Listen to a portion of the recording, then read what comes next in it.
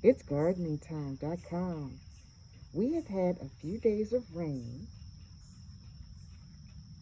in our Zone 6B bordering on Zone 7A, which has been wonderful for our wildflowers and marigolds.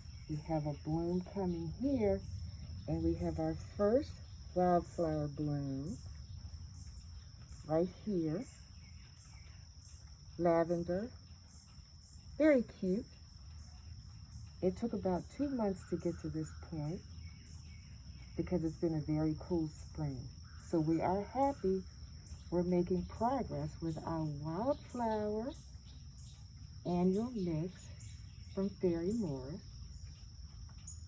and our marigolds that came back from last year, providing an update on our wildflowers and marigolds in a container and showcasing our first bloom.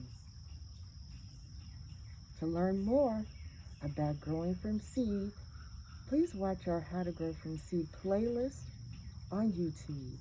It's gardeningtime.com.